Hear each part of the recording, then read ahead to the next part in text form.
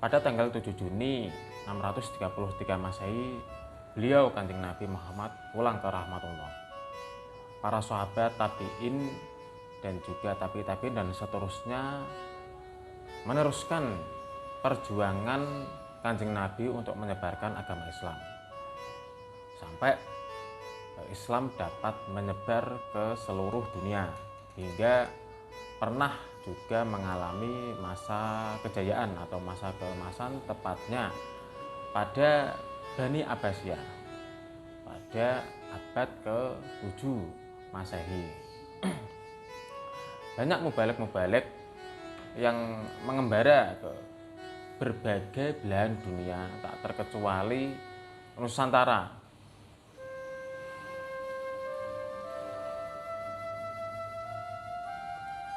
Jika kita berbicara tentang sejarah, tentu ada banyak versi kapan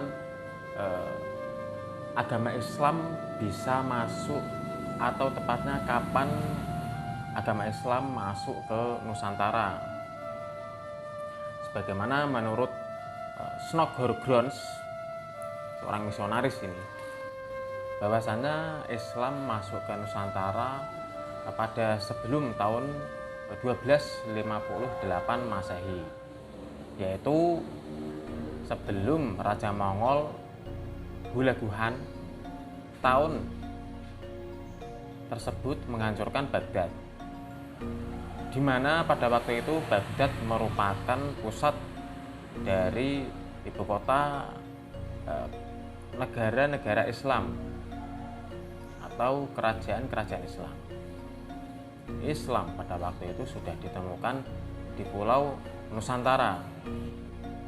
Menurut para ahli agama dan juga sekaligus sejarawan, bahwasanya Islam masuk ke Nusantara itu pada saat Sayyidina Ali menjadi khalifah, tepatnya pada waktu terjadi perang Siffin antara Sayyidina Ali dan juga sahabat Muawiyah.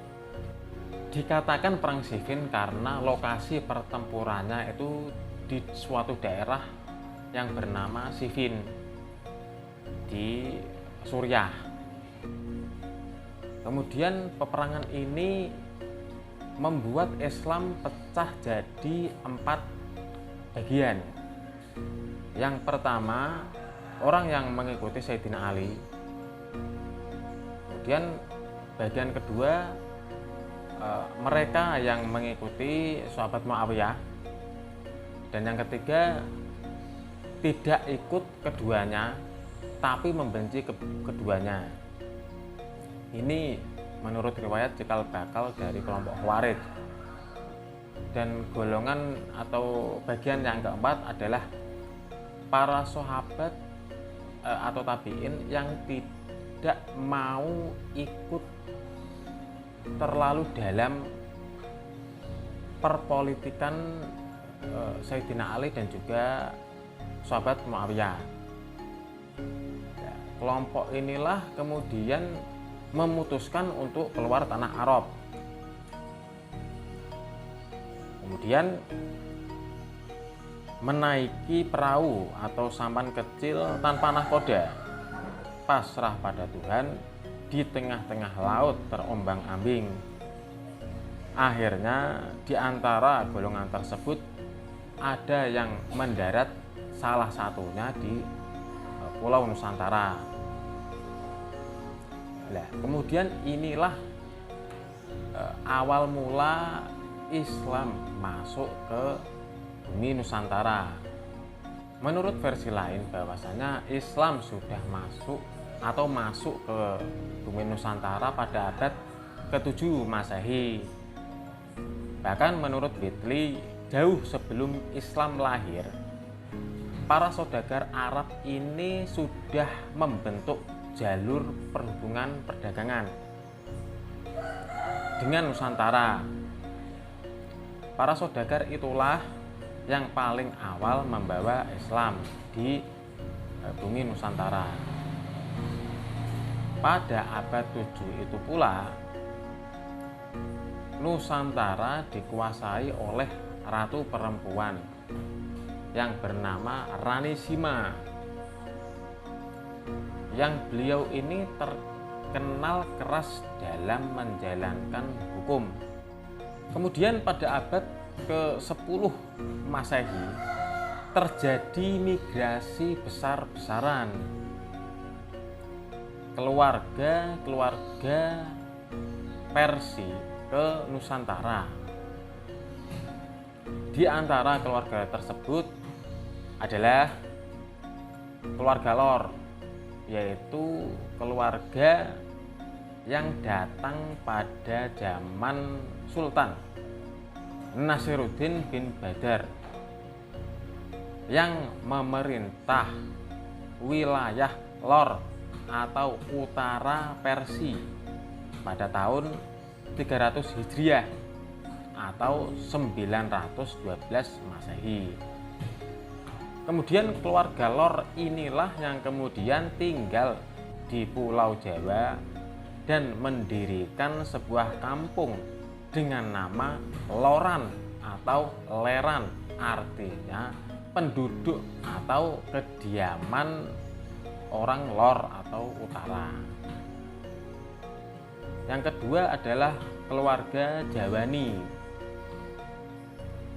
Keluarga Jawani ini datang pada masa Jawani Al-Qurdi memerintah Iran tahun 301 Hijriah atau 913 Masehi.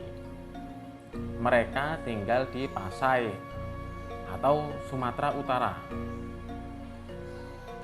Mereka inilah yang kemudian diketahui menyusun Hot Jawi, artinya tulisan yang dinisbatkan kepada orang yang bernama Jawani, yaitu Jawani Al-Qurdi.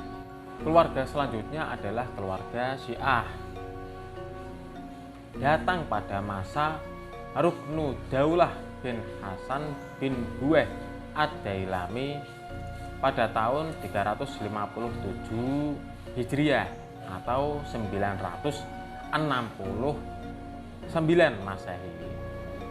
Mereka ini tinggal di Sumatera Timur bagian tengah, lalu mendirikan sebuah kampung diberi nama Siak. Kampung inilah yang kemudian menjadi cikal bakal dari negeri Siak. Selanjutnya adalah keluarga Rumai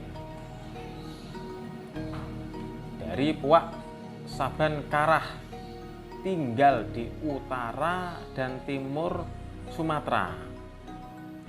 Penulis-penulis Arab abad 9 dan 10 Masehi menyebut Pulau Sumatera dengan nama Rumi atau Al-Rumi atau Lamri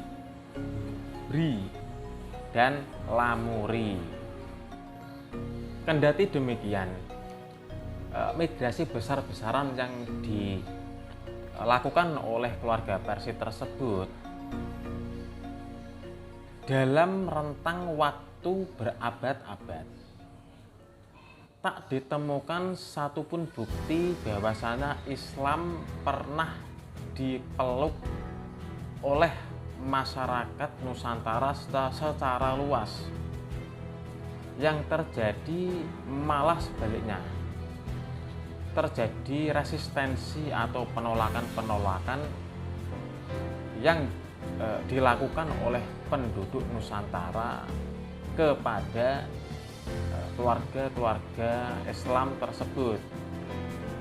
Banyak penduduk masyarakat di Nusantara ini menolak atas adanya penyebaran Islam di tanah Nusantara. Bahkan Sultan Al-Gabah, yaitu Raja Persia pada waktu itu, pernah mengirimkan 20.000 keluarga Muslim ke Jawa. Tapi kebanyakan dari mereka tewas terbunuh dan hanya menyisakan 200 keluarga. Sultan Al-Gabah yang mendengar hal tersebut kemudian marah besar. lalu mengirimkan beberapa ulama sekaligus syuhada orang sakti para sufi ke Jawa untuk membinasakan para jin siluman berakasakan penghuni Jawa yang mengerikan. Karena pada waktu itu Nusantara belum banyak yang dihuni. Banyak tanah-tanah di Jawa ini dihuni oleh para jin, setan, demit, siluman, dan segala yang menakutkan. Setidaknya begitu yang tertulis dalam Jongko Joyoboyo. Salah satu mereka yang dikirim oleh Sultan Al-Gabah bernama Syekh Subakir. Beliau ini terkenal wali keramat sekaligus dari Persia ini tentu, yang dipercaya menanam tumbal di sejumlah tempat di Pulau Jawa agar kelak dapat dihuni oleh orang-orang Muslim. Istilah memasang tumbal di sini bukanlah memasang tumbal pada orang-orang sekarang pahami, tapi memasang tumbal di sini adalah sebuah usaha rohani menyucikan tempat dengan cara menanam tanah di tempat yang dianggap angker.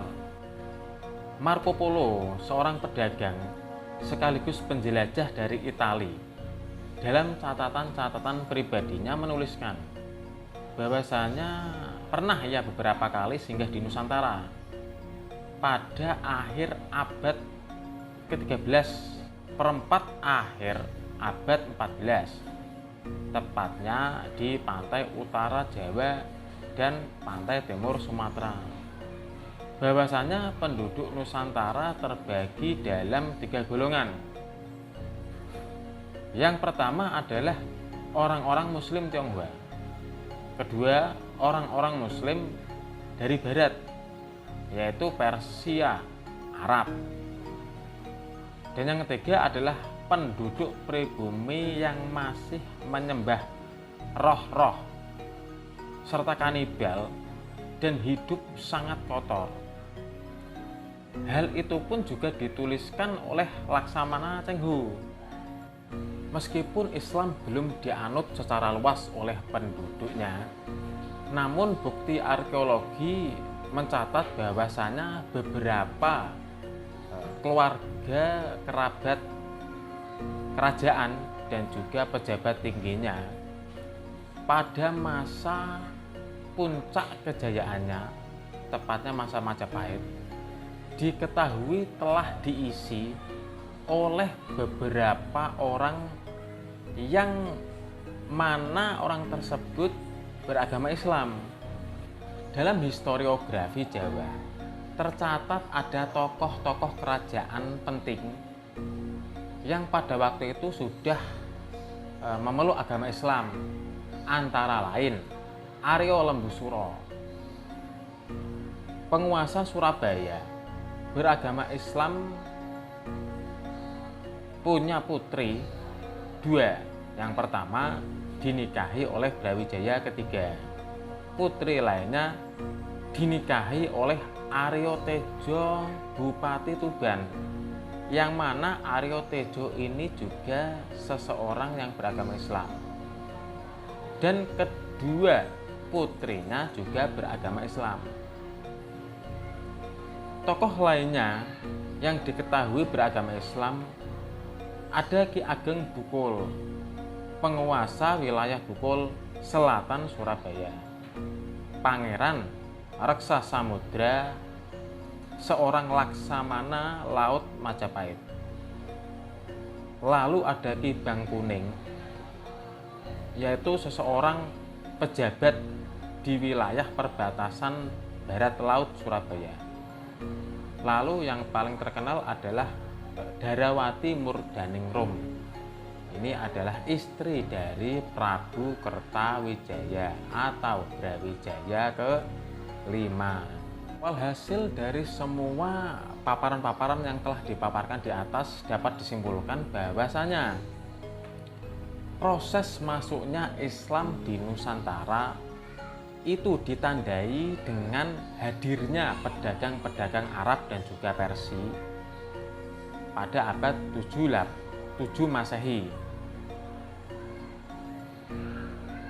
Pada masa itu juga terjadi resistensi atau penolakan yang dilakukan oleh penduduk Nusantara atas penyebaran agama Islam.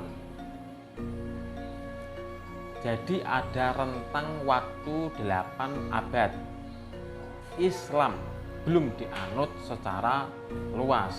Baru pada pertengahan abad ke-15 era dakwah yang dipelopori oleh beberapa tokoh sufi yang dikenal dengan sebutan Wali Songo, yang dikisahkan mempunyai karomah, yaitu semacam kekuatan adikodrati. Islam di Nusantara dipeluk secara masif dan juga cepat oleh penduduk Nusantara, utamanya sepanjang pesisir pantai utara.